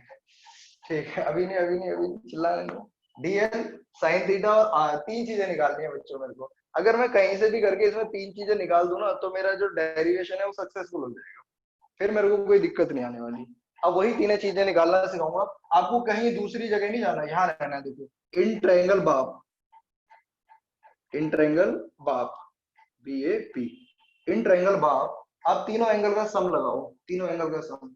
तो लक्की भाई theta plus five plus 90 is equal to 180, सबको ये दिख रहा होगा। Theta plus five plus 90 is equal to 180। बताओ ये 90 इधर गया तो 90 रह जाएगा, तो थीटा बराबर कितना आ गया, सारे बच्चे देखें जरा, 90 minus five, equation number 2। Theta की वैल्यू निकाल दी है भाई साहब मैंने। लकी भाई ये हाथ हटा दो, लुकी भाई, ठीक है। थीटा की वैल्यू निकाल दी मैंने, आ जाओ इधर। कौन रह गया, आर रह गया, आर, आर रह गया, आर। दोबारा जो इसी ट्रायंगल में क्या परेशानी है, इन ट्रायंगल बा, इस बार यूज करो cos 5। बच्चों cos 5 यूज कर रहा हूँ, देख लेना कैसे। इधर देखो, ये फाइव, फाइव के सामने ये परपेंडिकुलर, और ये बेस, बेस, और ये हाइपोटेनियस। तो cos 5 क्या हो गया, बेस अपॉन हाइपोटेनियस। तो 5 परपेंडिकुलर ये हो गया, तो बेस हो गया डी, और हाइपोटेनियस हो गया आर। तो डी बाई आर, बच्चों देखना, ये आर इधर जाएगा और ये cos 5 इधर आएगा, तो आर बराबर कितना हो गया, डी अपॉन में cos 5, और 1 अपॉन cos होता है sec, तो डी sec 5 हो गया। मजा आ गया जी, आर की वैल्यू डी sec 5 आ गई। तीसरी इक्वेशन, किसको दिक्कत है पूछ लेना, मैं फिर बोल रहा हूँ। ऐसी कोई कसम नहीं खाएगी भाई, मैं समझाऊंगा नहीं, समझाऊंगा मैं, हर चीज समझाऊंगा, ठीक है। अब आ जाओ चौथी चीज पे आ जाओ। ये देखो कैसे चलना है तुम्हें, पहले डायग्राम बनाना सुंदर सा, सबसे पहले डायग्राम, फिर कंसीडर लिखना, फिर यहाँ से चालू करना। जैसे मैं कर रहा हूँ वैसे मत करना, क्योंकि मेरी तो मजबूरी है, ठीक है। इसका स्क्रीनशॉट लो पहले, पेज नंबर 5 था ना, स्क्रीनशॉट लो ताकि मैं बोर्ड पे सही से समझा सकूं पूरा। अभी डायग्राम तो, ये फाइनल डायग्राम नहीं है, फाइनल डायग्राम बनाना पड़ेगा आपको, पहले एक एक करके समझाऊंगा ना। बच्चों स्क्रीनशॉट ले लो, पेज नंबर 5 था ना, 6, 6 का स्क्रीनशॉट लो पहले, तो सबसे पहले इसका स्क्रीनशॉट लो। अब मैं समझा पाऊंगा ना तुम लोगों को, ठीक है। स्क्रीनशॉट ले लिया सबने, अगर स्क्रीनशॉट ले लिया तो देखो, देखो क्लियर नहीं है मेरी स्क्रीन, क्लियर इसलिए नहीं होगी, या तो नेटवर्क की थोड़ी प्रॉब्लम हो रही होगी। अगर ऐसी दिक्कत लगे दोबारा से तो एक काम करना, लेफ्ट होके दोबारा जुड़ जाना, यही हो सकता है कि नहीं? समझ रही हो मेरी बात? ठीक है, क्या मैं इसको साफ कर दूं? अब तो ये वैल्यू तुमने स्क्रीनशॉट ले लिया और मेरे को याद है, तो मैं तो सीधे सीधे लिख दूंगा। ठीक है, आ जाओ इधर। ये भी आपने स्क्रीनशॉट ले लिया है, तो मैं इसको सीधे सीधे लिख दूंगा क्योंकि मेरे को तो ये सारा याद है। ठीक है, अब आ जाते हैं दोबारा से इस ट्राइंगल में। फिर इसी ट्राइंगल में, अभी मैं कहीं नहीं जाने वाला इस ट्राइंगल से बाहर। बी ए पी, बाप, इन ट्राइंगल बाप। इस बार बच्चों लगाओगे तुम 10 10 5। ये थोड़ा सा देखने में टफ लगता है बच्चों को, पर मैं समझा दूंगा। 10 5, एंगल के सामने ये परपेंडिकुलर और ये बेस। 10 5 हो जाएगा, एंगल के सामने ये परपेंडिकुलर और ये बेस। तो परपेंडिकुलर हो गया एल और बेस हो गया मेरे पास डी। तो एल बराबर कितना आ गया? डी 10 5। एल बराबर आ गया डी 10 5। अब बच्चों एक छोटी सी बात समझो भाई, मैं आपको एक बात समझाना चाहता हूँ। क्या, एक बात देखो, ये एंगल है भाई स्मृति, अगर मैं इस एंगल को बदल रहा हूं तो ये दूरी भी तो बढ़ती जा रही है। ऐसे समझा देता हूँ, देखो मैं रियलिटी में क्या कर रहा हूँ, ऐसे ये है ना, इसको ही बढ़ा रहा हूँ। तो आप ये देखो, ये मान लो फाई है, आप सोचो इसके बीच में एंगल, अगर आप फाई को इंक्रीज कर रहे हो तो ये लेंथ भी तो बढ़ रही है, लेंथ बढ़ती जा रही है। मतलब अभी फाई इतना है तो लेंथ इतनी सी है, अगर आप फाई बढ़ा रहे हैं तो लेंथ बढ़ रही है। इसका मतलब ये हुआ, जैसे जैसे आप ये वाला एंगल बढ़ाओगे वैसे वैसे ये ऐसे बढ़ता जाएगा, लंबाई बढ़ती जाएगी। जैसे जैसे फाई बढ़ाओगे ये वाली दूरी बढ़ती जाएगी। इसका मतलब जो लेंथ है, मतलब जो एल लिखा है मैंने, ये फाई पे डिपेंड कर रहा है। अगर ये फाई पे डिपेंड कर रहा है बच्चों, तो मैं इसका डिफरेंशिएशन कर दूंगा। Differentiation with respect to phi, differentiation with respect to phi. अगर मैं इसको ये करता हूँ डीएल अपॉन में डी फाई, और देखो भाई डी बाहर आ जाएगा। सबको पता होगा 10 फाई का डिफरेंशिएशन होता है, 10 फाई का डिफरेंशिएशन होता है सेक स्क्वायर फाई। 10 फाई का डिफरेंशिएशन होता है sec square phi. D phi इधर आ जाएगा तो डी एल आ गया मेरे पास कितना, d sec square phi D phi. Equation number 4 आ गया ये, इतना आ गया।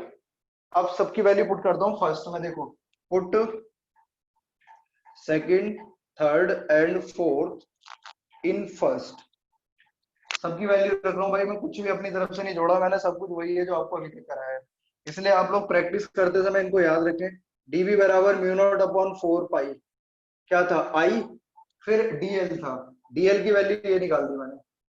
डीएल कितने, d sec square phi D phi, d sec square phi D phi. फिर क्या था, साइन थीटा था। साइन थीटा, और थीटा की वैल्यू निकाल दी थी मैंने 90 माइनस 5 अपॉन में आर था, और आर की वैल्यू निकाली थी मैंने डी सेक फाई का होल स्क्वायर। ये आर की वैल्यू, सारी वैल्यू रख दी मैंने, सही है ना? अब देखो ये डी स्क्वायर हो जाएगा, एक डी कट जाएगा, सेक स्क्वायर से सेक स्क्वायर कटेगा, ये सेक स्क्वायर है, ये सेक फाई का होल स्क्वायर है, तो सेक स्क्वायर फाई हो जाएगा, तो ये भी कट जाएगा। बचेगा कितना हमारे पास, यहाँ लिखता हूँ, सब लोग देखना, डी बी बराबर, जब आप करेंगे ना कॉपी में एक साथ चलेगी पूरा रूटीन में, तो आपको दिख जाएगा कि जो मैं करा रहा हूँ वही चीज सारी है। साइन 90 माइनस 5 हो जाएगा कॉस 5, बचा यहाँ पर डी 5, सेक स्क्वायर चला गया नीचे, डी बचा है, बस डी बचा है नीचे। ठीक है, अब आ जाते हैं यहाँ पर, इसको इंटीग्रेशन कर दे, लिमिट देते हैं इसको। पता है बच्चों क्या करना है, अब देखते रहना सारे के सारे। यहां से इस वाले एंड को इससे मिलाओ, और यहां से इस वाले एंड को इससे मिलाओ। ऐसे मिला लिया आप लोगों ने, ऐसे मिला लिया। अब ये जो परपेंडिकुलर लाइन आपने ड्रॉ करी है, ये वाला एंगल नीचे की तरफ है इस वाली लाइन का, और ऊपर वाली लाइन का एंगल ऊपर की तरफ है। क्या सबको दिखा ये वाला नीचे की तरफ है और ये वाला ऊपर की तरफ है। तो नीचे वाले को मैंने मान लिया -φ1, और जो ऊपर वाला है इसको मान लिया +φ2। नीचे वाले को मान लिया -φ1, ऊपर वाले को +φ2। और अगर मैं इस -φ1 से लेकर φ2 तक के लिए इंटीग्रेशन करूंगा, यहां तक हो जाएगा और पूरी लेंथ कवर हो जाएगी। अगर मैं यहाँ से -φ1 से पूरा +φ2 तक इंटीग्रेट करूंगा तो मेरी पूरी लेंथ कवर हो जाएगी, क्योंकि मैंने लिमिट, देखो वेरिएबल कौन है यहाँ पर, डी फाई, तो लिमिट भी फाई की टर्म्स में लिखी जाएगी और ऐसे लिखी जाएगी। अब जब आप बनाएंगे ना डायग्राम, ये मेन डायग्राम है आपका पूरा, फिर उसके बाद डेरिवेशन स्टार्ट होगा। समझ रहे हो? अब बस इंटीग्रेशन करना है, कुछ नहीं है बस, हो गया। इंटीग्रेशन, इंटीग्रेशन बोथ साइड, मैंने कहा था ना बहुत खतरनाक है, पर एक बार स्टेप याद हो जाए तो आसान है। इंटीग्रेशन बोथ साइड्स, इंटीग्रेशन करता हूँ यहाँ पर इसका डीवी, यहाँ पर इंटीग्रेशन करता हूँ mu naught upon 4 pi I sine cos phi D phi upon में डी। दिख रहा है? एक सेकंड, क्या बोला भाई, मेरे को समझ में नहीं आया। हाँ वो तो है ही, डेंजर तो नहीं है लेकिन हाँ लेंथ ही है ये तो है। अब देखो लिमिट कहां से लगाएंगे, -φ1 से लेकर +φ2, -φ1 से लेकर +φ2। लेकिन आपको इसलिए परेशान होने की जरूरत नहीं है किसी भी बच्चों को, क्योंकि इसकी रिकॉर्डिंग चल रही है। अब रिकॉर्डिंग चल रही है, मान लो कोई चीज स्किप हो जाती है, वॉइस कट के आती है, स्क्रीन धुंधली हो जाती है, तो वो बाद में दोबारा देके हिंट लेके कर सकता है। ये बेनिफिट आपको जरूर मिलेगा इसमें। डीबी का इंटीग्रेशन बी, म्यू नॉट बाहर, 4 पाई बाहर और आई बाहर और डी भी बाहर, म्यू नॉट आई अपॉन में 4 पाई डी बाहर। कॉस का इंटीग्रेशन होता है साइन, तो ये हो गया साइन फाई, भाई देख लेना -φ1 और ये φ2। अब इस फाई की जगह अपर लिमिट माइनस लोअर लिमिट रखनी है। पेज नंबर 7 का स्क्रीनशॉट ले लो, ये फाइनल डायग्राम है आपका। भाई साहब प्राण निकाल दिया आज तो मास्टर ने। भाई ये इतना ही लेंथ ही है ना, कोई मतलब अगर मैं स्किप करनी कर रहा ना कुछ चीजें बढ़ा रहा, स्क्रीनशॉट ले लो। सर इतने लेंथ, ओए होए लाइट चली गई, शिट, बहुत ही बुरा हुआ ये तो। आजा बेटा,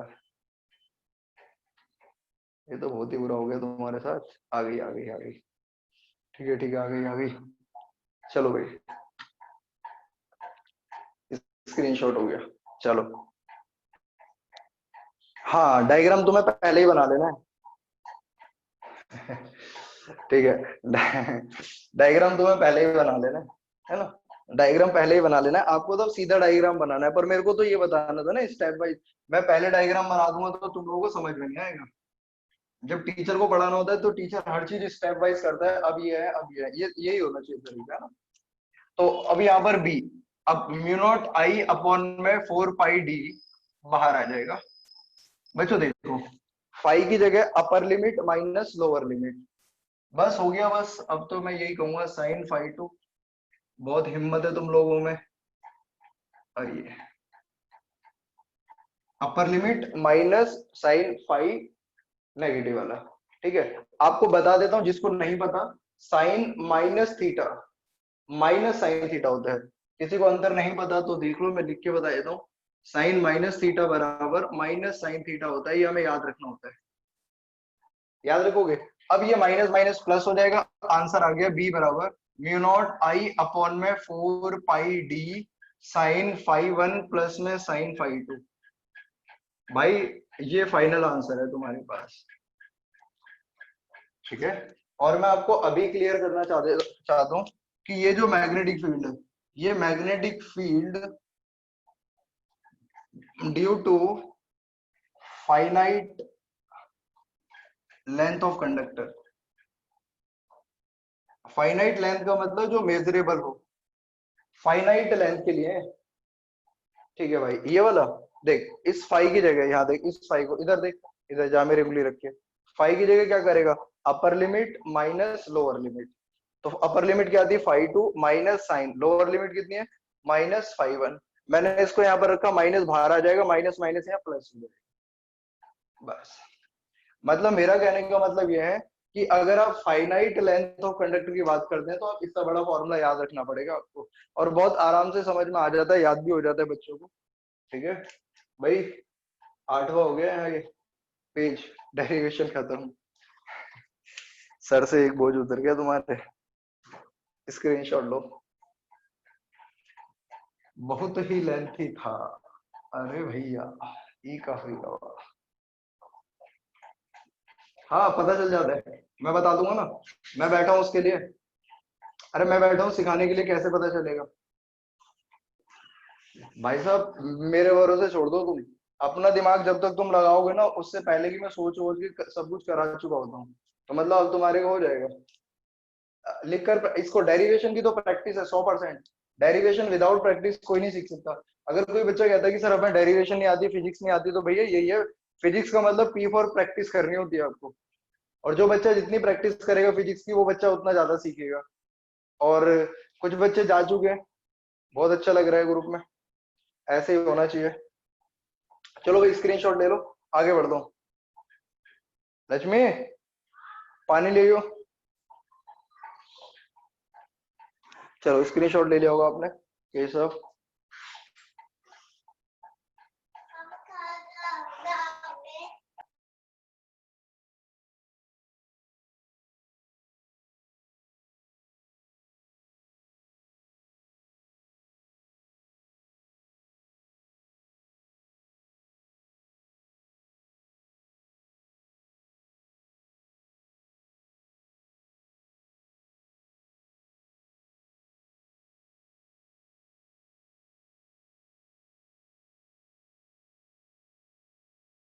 ठीक है, चलो अब आगे बढ़ते हैं, इसको और थोड़ा सा करते हैं अच्छा।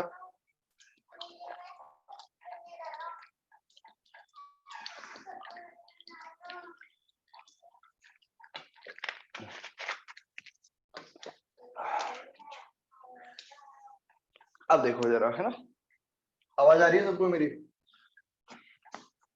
ज्यादा लेंथी तो नहीं होगी क्लास? ज्यादा लेंथी बोरिंग हो जाती है, बता देना। ज्यादा लेंथी तो नहीं हो रही क्लास? ठीक है। अच्छा हाँ सर बोलो। नहीं उसके लिए सर बोल रहे हो क्या, बोरिंग हो रही है? उसका तो कुछ नहीं कर सकते ना भाई, कभी टफ टॉपिक आएगा, कभी अच्छा भी आएगा।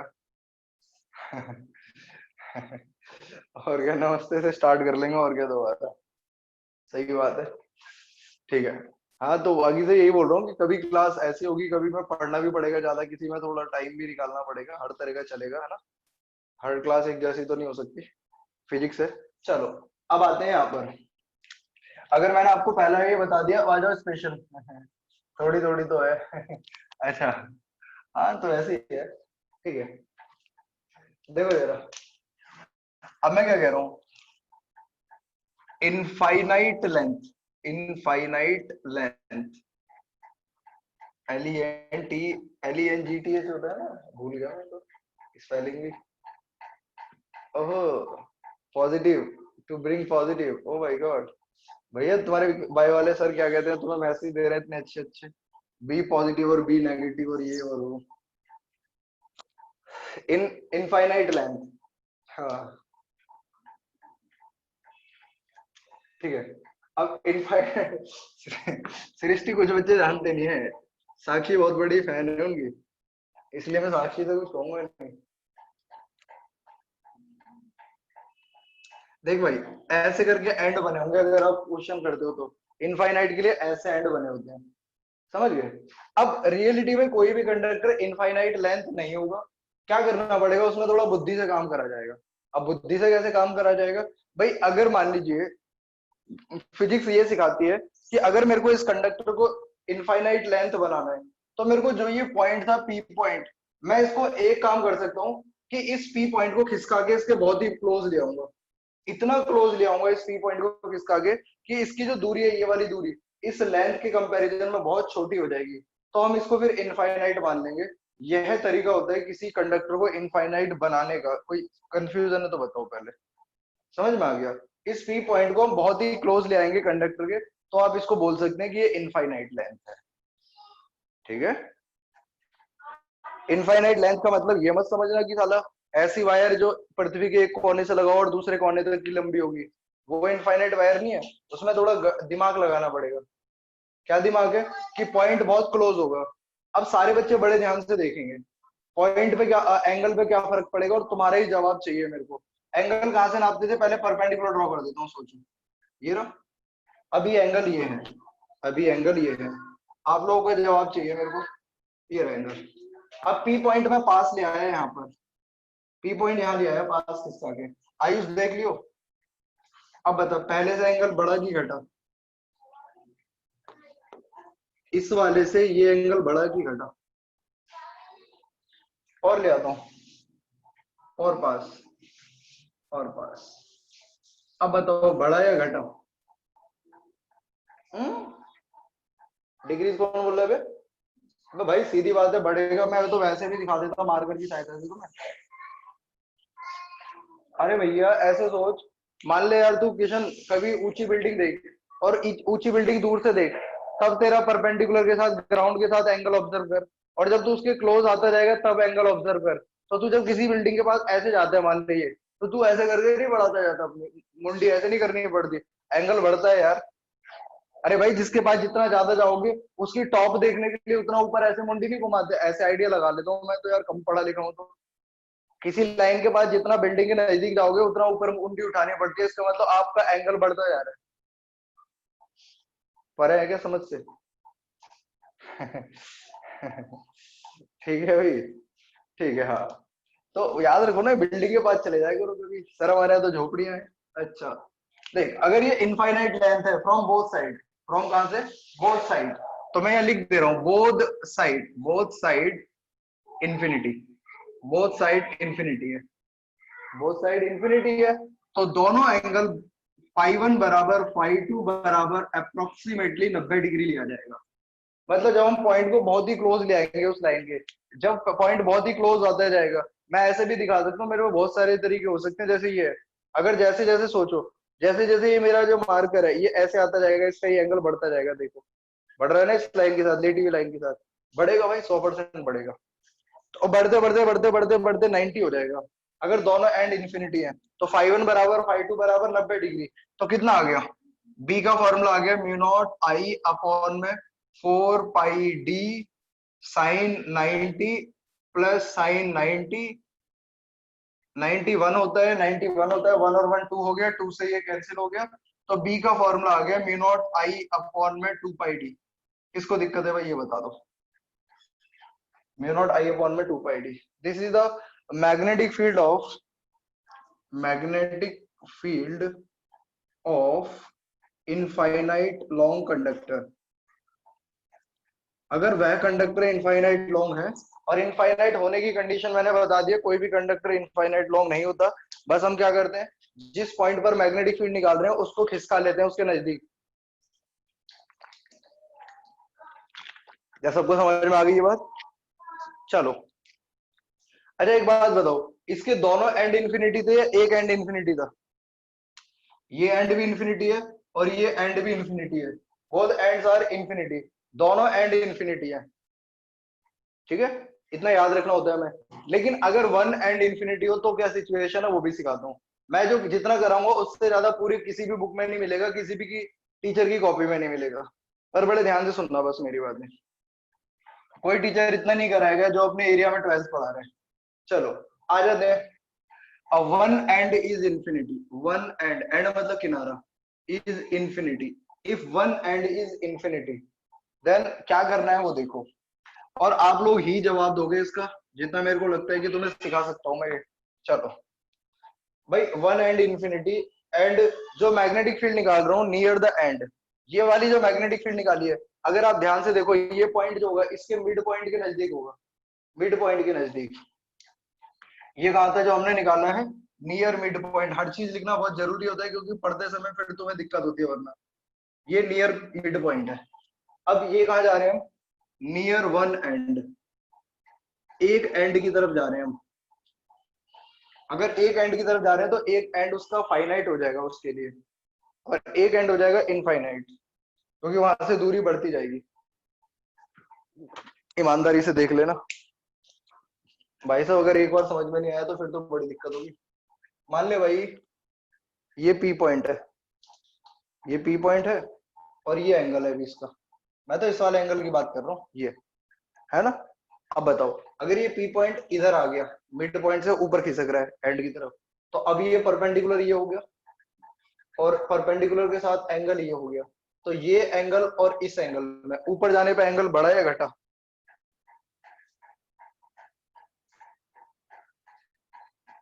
बढ़ा या घटा? जैसे जैसे मैं एंड की तरफ शिफ्ट करता जा रहा हूँ भाई, तो ईमानदारी से बताऊं तो एंगल घट रहा है। और देखो अगर पॉइंट भी बिल्कुल ही एंड पे आ जाए, पॉइंट पी बिल्कुल ही कहां पर आ जाए, एंड पे। अब समझ में, मिटा दूं इसको, समझ में आ गया होगा आपको, वीडियो में दिख जाएगा। अब ये पॉइंट पी कतई एंड पे आ गया, तो अब यहाँ से परपेंडिकुलर इस साइड से खींचो। अब इसका कोई एंगल ही नहीं बना, इसका ऊपर वाला तो कोई एंगल ही नहीं बना। लेकिन नीचे वाला एंगल, क्योंकि इनफाइनाइट एंड है, तो नीचे वाला एंगल तो इन्फिनिटी हो जाएगा। तो वही चीज है, नीचे वाला एंगल फाइव वन था और ऊपर वाला एंगल फाइव टू था। तो भाई परपेंडिकुलर से नीचे तो एंगल इनफाइनाइट एंड वाला है, तो मतलब फाइव वन तो है 90 डिग्री। थोड़ा सा कंफ्यूजन हो सकती है तुम्हें, पर मेरे को अगर बोल देना अगर कंफ्यूजन हो तो। और ऊपर वाली साइड पे तो कोई एंगल ही नहीं है यहाँ पर, ऊपर तो कोई एंगल ही नहीं है। ऊपर तो इसी एंड का एंगल इसके साथ कितना हो जाएगा, इस लाइन के साथ जीरो हो जाएगा। हाँ, नीचे वाला एंगल है, और नीचे वाला एंगल फाइव वन था, याद रखो इस परपेंडिकुलर लाइन। तो फाइव वन तो 90 डिग्री हो गया क्योंकि इनफाइनाइट एंड है, और फाइव टू कितना हो जाएगा भाई साहब, 0 डिग्री। फॉर्मूले में अप्लाई कर दो। तो बी बराबर कितना होता है भाई, म्यू नॉट आई अपॉन में। बहुत बच्चों को दिक्कत होगी, लेकिन पढ़ाना बहुत जरूरी है यार, फिजिक्स से ये छोड़ नहीं सकता मैं। 90 साइन 91 हो गया, साइन 0 0 हो गया, 1 प्लस 0 0 होता है सुमैया? सुमैया चली गई है, दिमाग वाले भाग गए हैं लोग। यस सर, बहुत ही बढ़िया, थैंक यू। तो सुमैया ने बताया भाई साहब 1 प्लस 0 1 होता है, तो मुझे जान के बहुत अच्छा लगा। तो यहाँ पर बचा कितना, बी बराबर म्यू नॉट आई अपॉन में 4 पाई डी। उत्तरे की यार, ये तो कमाल हो गया। अरे ये तो कमाल हो गया कि अगर इनफाइनाइट एंड है और पॉइंट मिड पॉइंट पर है, इनफाइनाइट एंड है और पॉइंट मिड पॉइंट पे है, तो mu not I upon 2 pi D, जो मोस्ट ऑफ द केसेस में आपको याद रखना है, अपने कोर्स में याद रखना है। Mu not I upon 4 pi D, mu not I upon में 4 पाई डी, जब वन एंड इंफिनिटी हो। यही एंड इंफिनिटी है, वाला इंफिनिटी नहीं है। यही एंड इंफिनिटी है, वाला एंड इंफिनिटी नहीं है। ठीक है, एक तीसरा केस और बता देता हूँ, फिर ये वाला टॉपिक खत्म। अब आ जाओ यहाँ पर भाई, कैसा भी कंडक्टर हो, चाहे इनफाइनाइट लेंथ हो चाहे फाइनाइट लेंथ हो, मैंने क्या करा भाई, सृष्टि जो पॉइंट है वो कंडक्टर के सामने ही ले लिया। ये रहा पॉइंट, इस वाले के लिए कर रहा हूँ, कंफ्यूजन में मत रहना बिल्कुल भी। पी पॉइंट इधर नहीं है, पी पॉइंट साला उठा के इसके अलोंग ही कर दिया। मतलब मैं आपको अगर सिंपल भाषा में बोलूं, तो करंट की डायरेक्शन में ही कर दिया आपने पी पॉइंट, कतई करंट की डायरेक्शन में। और अगर ऐसा हो गया, अगर ऐसा हो गया, तो हमारे पास फाइव वन बराबर फाइव टू बराबर 0 हो जाएंगे। कोई एंगल ही नहीं बनेगा भाई। एंगल तो तब बनता जब आप इस कंडक्टर पे एक परपेंडिकुलर ड्रॉ करते, फिर एंड के एंगल को मेजर करते। साला यहाँ तो परपेंडिकुलर का ही चक्कर नहीं रहा भाई साहब, कहाँ से परपेंडिकुलर, ऐसे घुमा के तो डालते नहीं कभी परपेंडिकुलर। सुना हो तुमने सुमैया? सुमैया ने तो सुना होगा, मस्तवाद वालों के बाद एक्स्ट्रा टैलेंट होता है ना सब। चलो, तो मैग्नेटिक फील्ड 0 आ गई। तो क्या सीखा है यहाँ पर, क्या सीखा यहाँ पर? सीखा ये, देखो भाई, जो बच्चे हैं बड़े ध्यान से सुनना। आज वाली क्लास में वैसे काफी बच्चे मेरे को बड़ी हंसी आती है ऐसे लोगों पे, क्या करूं, पर मैं टेंशन नहीं लेता ऐसे लोगों की जो बीच में क्लास छोड़ के गायब। मैं क्या कहता हूँ, गुनगुन है क्या, गुनगुन गुनगुन निबट गई कि गुनगुन है? देखो जरा, गुनगुन निबट गई, गुनगुन निबट गई, सृष्टि है वो भी भाग गई। इनके डिस्कनेक्ट हो जाते हैं, इनके नेट ना चल रहे भैया, ये फोन में चला देते हैं नेट सारा, पढ़ाई के नाम पे हो जाता है नेट बत्ती गुल। भाई तो सुनो, 3 केस सिखाए मैंने इसमें फिलहाल, और ठीक है, सृष्टि तो है, वो स्मृति। हाँ और क्या, देख लो। अच्छा सुनो, कुल मिला के तो 4 केस हुए। जो मैंने डेरिवेशन किया है बच्चों, वो रियल में फाइनाइट लेंथ के लिए था। फाइनाइट लेंथ का मतलब जो पॉइंट पी है वो अच्छा खासी दूरी पर है, वो पॉइंट पी जो है वो अच्छे खासी दूरी पर है। किसी बच्चों को मेरी बात समझ में नहीं आती तो मैं एक एग्जांपल और दे देता हूँ। मान लो तुम्हारे पास 1 किलोमीटर लंबी वायर है, इमेजिन करो, ये भी मैं बहुत बड़ी बोल रहा हूँ, या मैं बोलूं 10 मीटर की एक वायर है, इमेजिन करो। ये तो ज्यादा बड़ी नहीं है ना, 10 मीटर तो पॉसिबल लगी नहीं है भाई। तो 10 मीटर की वायर है, और जो पॉइंट पी है वो 1 मिलीमीटर की दूरी पर है। एक 10 मीटर, चलो 10 मीटर भी छोड़ो, 1 मीटर की वायर है, और जो पॉइंट पे, ये जो वायर है 1 मीटर की, इमेजिन करो, और जो ये पॉइंट पी है ये मान लो 1 मिलीमीटर दूरी पर है, तो बताओ 1 मिलीमीटर के कंपैरिजन में ये 10 मीटर बड़ा नहीं हुआ? 1 मिलीमीटर के कंपैरिजन में ये 10 मीटर बड़ा हुआ कि नहीं हुआ? अगर बड़ा हुआ तो वही तो केस है, उसी को इनफाइनाइट मान लिया जाता है फिजिक्स में।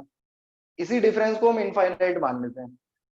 मतलब इनफाइनाइट इनफाइनाइट के बारे में अगर मैं बोलूं यहाँ पर, तो इसका मतलब जो इसके कंपैरिजन में है, इसकी दूरी के कंपैरिजन में ये लंबाई बहुत ज्यादा हो गई यहाँ पर। किसी को इनफाइनाइट समझने में कोई दिक्कत है क्या? किसी को इनफाइनाइट समझने में कोई दिक्कत है क्या? मेरे ख्याल से तो नहीं होनी चाहिए, क्योंकि मैं ऐसी चीजें कुछ रखता ही नहीं हूँ बचा के जो बच्चों को बाद में बतानी पड़े। सारी चीजें पत्ते सारे ही खोल देता हूँ मैं। पेज नंबर 8 है। चलिए भाई साहब, लूसीफर भाई, लूसीफर मॉर्निंग स्टार, व्हाट, मतलब क्या नाम रखा है यार, लकी भाई पूरे ही। चलो भाई, फोटो स्टेट ले लो, फोटो स्क्रीनशॉट ले लो उसकी, स्क्रीनशॉट ले लो। आस्था, आस्था की तो भाई साहब कोई पढ़ाई में आस्था ही नहीं है, क्या करूं, है ना आस्था? आस्था की तो कोई आस्था ही नहीं रही पढ़ाई में। ठीक है भाई, कहाँ है आस्था? कई बार लड़के लोग भी आस्था नाम लेके बैठे होते हैं मजे लेने के लिए। कहाँ है आस्था? आस्था ठाकुर, ये तो रही Aastha. Aastha is no more in group. Aastha बोल दे हूँ। नहीं तो मैं ऐसे ही पूछता रहता हूँ बच्चों से जिंदा है कि नहीं है, फिर बोलेगी ऐसे पूछ रहे सर। चलो भाई मिटा दो। चलो भाई, भाई एंजल प्रिया तो नहीं है यार यहाँ कोई भी। एंजल प्रिया तो सुबह ही शुरू शुरू में आए थे। अरे सुनो, एक क्वेश्चन पूछूंगा, विद्या इधर देख, और बाकी सारे भी देख भाई। भाई किशन भाई, ये मेरे पास एक स्क्वायर है। अगर, चलो मैं इससे पहले छोटी सी बात और सिखा दूं। मैग्नेटिक फील्ड की direction for straight current carrying wire, straight current carrying wire के लिए मैग्नेटिक फील्ड की डायरेक्शन निकालना सिखाता हूँ। कैसे सीखते हैं? बहुत आसान है, बहुत इजी है, समझ में आ जाएगा आपको। एक, ये करंट ऊपर कैरी कर रहा है, लेट, एक पॉइंट एक बार आपको यहाँ बताना है और एक बार यहाँ पर बताना है। बताओ अगर राइट साइड में पॉइंट है तो मैग्नेटिक फील्ड किधर है?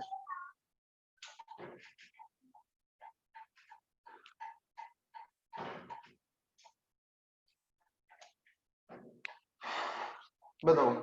तो सुनो मैं बताता हूँ, आपको ऐसे इमेजिन करना है, ऐसे इमेजिन करना है, ऐसे इमेजिन करना है कि जो थंब है वो करंट की डायरेक्शन में है, कि आपने वायर को हाथ में पकड़ रखा है और इस तरीके से पकड़ा है कि जो थंब है वो करंट की तरफ है, और पाम को घुमाना है।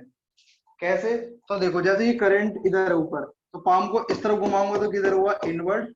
और इधर की तरफ कैसा हुआ? आउटवर्ड। इधर कैसा हुआ? करंट इधर है ना, इधर कैसा हुआ? इनवर्ड, और इधर कैसा हुआ? आउटवर्ड। देखो फिर, इस तरफ इनवर्ड है और इस तरफ आउटवर्ड, सर्कल बनेगा ना एक सर्कल। तो सर्कल यहाँ से घुसेगा और इधर से बाहर आएगा। तो जैसे ये है मेरे पास करंट, इधर इनवर्ड और इधर आउटवर्ड, तो इधर मैग्नेटिक फील्ड इनवर्ड है और इधर मैग्नेटिक फील्ड आउटवर्ड है। डॉट का मतलब आउटवर्ड होता है, क्रॉस का मतलब इनवर्ड होता है। ये बी इनवर्ड है और ये बी आउटवर्ड है। यहाँ तक समझ में आ गया सबको? चलो भाई, ये ईस्ट है विदा भाई, सोना नहीं है भाई, आज तक सोना नहीं है, ऐसे काम नहीं चलता ना। अगर तुम पहले पुराने स्टूडेंट हो तब तो तुम्हें पता ही होगा ना मैं मेरे नेचर के बारे में। अगर तुम नहीं बोलोगी तो फिर मैं, मेरे को तो खुद ही कंफ्यूजन हो जाएगी ना, और ये टेंशन रहेगी कि बच्चे को समझ में आ रहा है नहीं आ रहा। मैं बच्चों को सिखाने के लिए पढ़ाता हूँ भाई, आज तक है ना।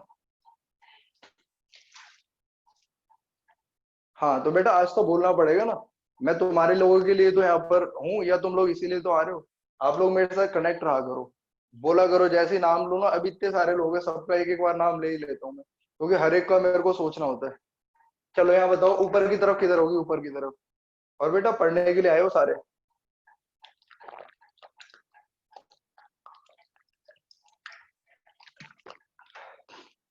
थैंक यू भाई, ये किसने लिखा है?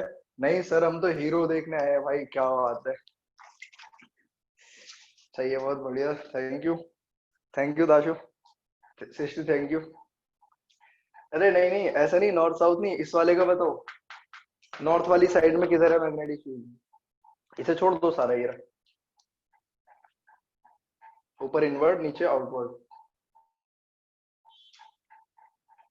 दाशु ने बोला इनवर्ड नॉर्थ वाले में। देखो मैं बता देता हूँ तुम्हें, देखो मैं बता देता हूँ तुम्हें। Let me tell you. देखा, पूरी इंग्लिश। करंट इधर, करंट इधर, ऊपर इनवर्ड और नीचे आउटवर्ड। मैसेज रहने भी। अब देखो, करंट इधर, हाथ में पकड़ लो वायर को, ऐसे इमेजिन करो ना। इधर ऊपर इनवर्ड और नीचे आउटवर्ड। ऊपर इनवर्ड है तो नीचे आउटवर्ड, तो वैसे भी पता चल गया। ऊपर इनवर्ड और नीचे आउटवर्ड, तो ऊपर कैसा हुआ इनवर्ड और नीचे कैसा हुआ आउटवर्ड। बेटा यही तरीका होता है इसको देखने का। मैं ही नहीं, हर कोई टीचर यही पढ़ाएगा। पर ये है कि मैं एक दो एग्जांपल एक्स्ट्रा ले देता हूँ ताकि बच्चा अपने आप अप्लाई कर ले। ऑफलाइन में तो फिर इतना दिक्कत आती नहीं। लेकिन अब इसमें बताओ, ईस्ट वाले में बताओ, ईस्ट में कैसी होगी इनवर्ड की आउटवर्ड? ईस्ट में ना ना, एक ही ईस्ट में कैसी है? देख ले विदा, फिर भी गड़बड़ कर रही है भाई, यही तो दिक्कत है तुम लोगों की।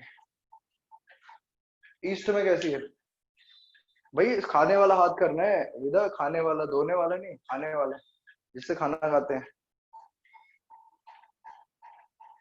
बच्चे लगाते हैं धोने वाले से, अरे धोने वाले से थोड़ी ना काम चलेगा। ईस्ट में बताओ सारे, ईस्ट में। ओ चाचा, अच्छा ठीक है। देखो अब ऐसे करेंगे, लूसीफर भाई है, लूसीफर भाई ने बताया बताया तो आउटवर्ड हो। करंट इधर किधर है? नीचे। करंट इधर नीचे है, तो मैंने थंब इधर करा, पाम घुमाऊंगा, इधर इनवर्ड और इधर आउटवर्ड। चिक पिचिक पिचिक। भैया करंट नीचे, वेस्ट में इनवर्ड है। क्या वो बात सही है क्या?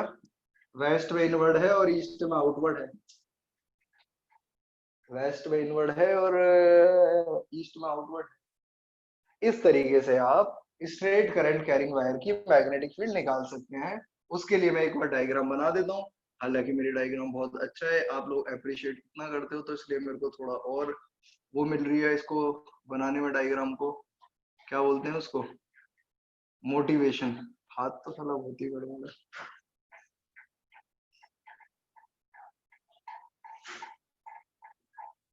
अब कोई ये ना बोले कि सर ये हाथ नहीं लग रहा, तो फिर भाई मेरे को गुस्सा आ जाएगा।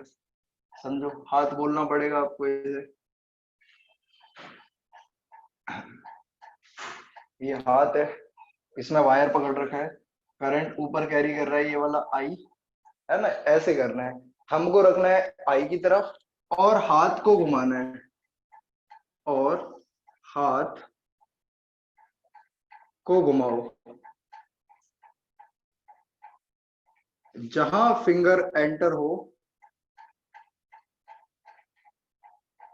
जहां फिंगर, वो तो बाकी तो तुम्हें पता है, जहां पर फिंगर घुसे वो इनवर्ड होगी, जहां से बाहर है, जहां पर फिंगर एंटर हो वो इनवर्ड है, वो इनवर्ड, और जहां से बाहर आए वो आउटवर्ड।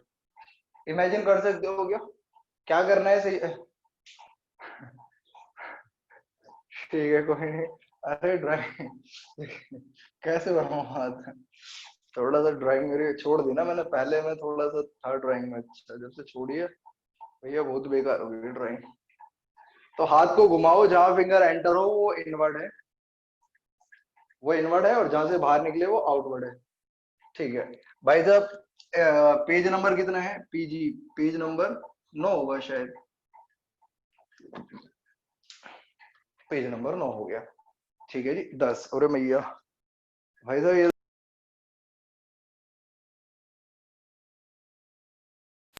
10 है। भाई साहब फोटो ले लो इसकी। अगली क्लास में मिलेंगे दोबारा। नए बच्चों को समझ में आना चाहिए, नहीं आएगा तो वीडियो देख लेना, यूट्यूब पे डाल दूंगा दोबारा। और बाकी बच्चे भी दोबारा यूट्यूब पे जाके देख सकते हैं ना, ताकि आप, ठीक है भाई, अगली क्लास में मिलते हैं। थैंक यू, टाटा बाय बाय। जिसने फीस जमा नहीं कराई भाई साहब, वो व्हाट्सएप पे मेरे से नंबर ले लेना और फीस जमा करा दो यार, समझो मेरी बात। 15 16 तारीख हो गई आज। संडे को तो न्यूमेरिकल कराए थे भाई भाग, उसकी रिकॉर्डिंग नहीं करी थी। चलिए नमस्ते जी, सभी को नमस्ते भाई।